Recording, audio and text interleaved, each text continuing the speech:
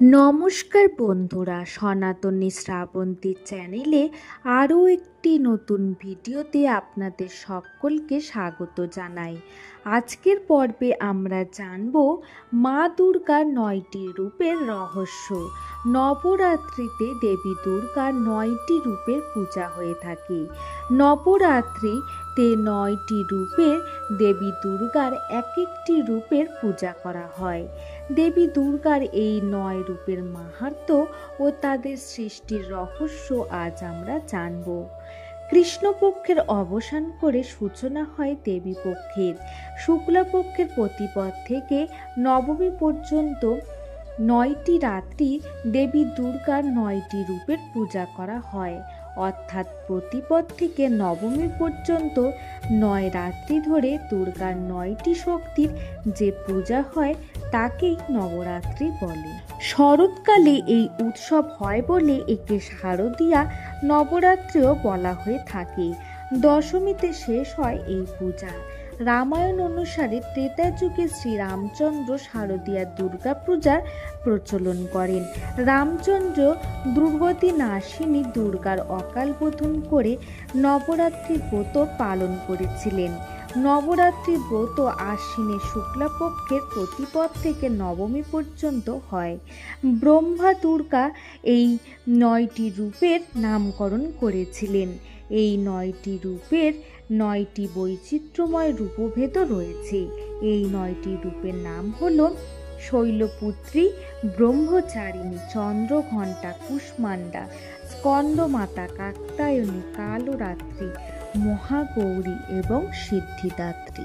আসুন আমরা জেনে নিই দেবী দুর্গার 9টি রূপের রহস্য। শৈলপুত্রী।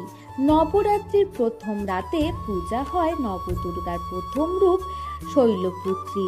শৈল মানে হলো পাহাড় বা পর্বত। হিমালয় পর্বতের কন্যা দুর্গার আর এক নাম হলো শৈলপুত্রী। এখানে দেবীর বাহন হলেন ষাঁড়। তার এক হাতে থাকে ত্রিশূল এবং অন্য হাতে থাকে পদ্ম।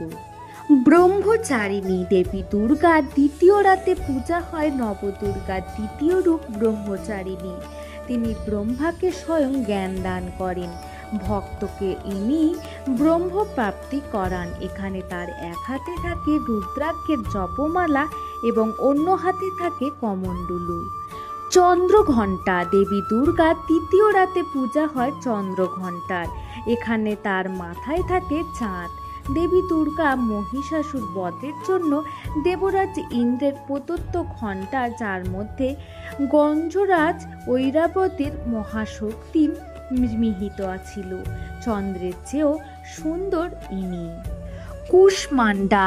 নবরাত্রির চতুর্থ রাতে পূজা হয় নবদুর্গার চতুর্থ রূপ কুষ্মাণ্ডার। উষ্মার অর্থ তাপ। দুর্বিষহ ত্রিতাপ হল কুষ্মাণ্ডা, যিনি এই ত্রিতাপ নিজের উদরে বা অঙ্গে ধারণ করেন। দেবী তার এই রূপে মহাবিশ্বের সৃষ্টি করেছিলেন, তাই এই মহাবিশ্বের স্রষ্টা হিসাবে পূজিতা হন। স্কন্দমাতা। পঞ্চম রাতে পূজা হয় নবদুর্গার পঞ্চম রূপ স্কন্দমাতার। কার্তিকের আর এক নাম হলো স্কন্দ, আর দেবী হলেন দেবসেনাপতি কার্তিকের বা স্কন্দের মা। কাত্যায়নী। ষষ্ঠ রূপে পূজা হয় নবদুর্গার ষষ্ঠ রূপ কাত্যায়নীর। পুরাণ অনুসারে কাত্যায়ন নামে এক ঋষি ছিলেন। দেবী দুর্গা তার কন্যা রূপে জন্ম নেন, তাই দুর্গার এই রূপের নাম কাত্যায়নী। কালরাত্রি। এখানে দেবী কৃষ্ণবর্ণ এবং আলোলায়িত কেশে তিনি ধাবিত শত্রুর দিকে কণ্ঠে বিদ্যুতের মালিকা ত্রিনয়নী দেবী। শ্বাস প্রশ্বাস বেরিয়ে আসে আগুনের হলকা। ভীষণ দর্শনা দেবী। 3 হাতে অস্ত্র, এক হাতে ভক্তদের প্রতি বরাভয়। এই রূপেই উপস্থিত হয় কালিকা রূপে, তাই তিনি শুভঙ্করী। মহাগৌরী। হিমালয়ের কন্যা, ছিলেন গৌরবর্ণ। শিবের তপস্যা করে রৌদ্রে তিনি কৃষ্ণবর্ণা হয়ে যান। মহাদেব যখন গঙ্গা জল দিয়ে তাকে স্নান করান, তিনি হয়ে ওঠেন গৌরী। তার এই রূপের নাম হয় মহাগৌরী। নবরাত্রির অষ্টম রাতে তার পূজা করলে সর্বপাপ ধুয়ে যায়। 4 হাত বিশিষ্ট দেবীর বাহন ষাঁড়। সিদ্ধিদাত্রী নবদুর্গার নবম তথা শেষ রূপ হল সিদ্ধিদাত্রী। সিংহবাহিনী দেবী 4 হাতে আশীর্বাদী মুদ্রা, তিনি সিদ্ধি দান করেন। তার উপাসনায় সংসারে আসে সুখ ও সমৃদ্ধি। দেবী ভগবত পুরাণে আছে, স্বয়ং মহাদেব দেবী পার্বতীকে সিদ্ধিদাত্রী রূপে পূজা করেছিলেন। সিদ্ধিদাত্রীর আশীর্বাদেই সব সিদ্ধি লাভ করেন মহাদেব। দেবী দুর্গার এই 9টি রূপের মাহাত্ম্য কেমন লাগলো কমেন্টের মাধ্যমে আপনারা জানাতে ভুলবেন না।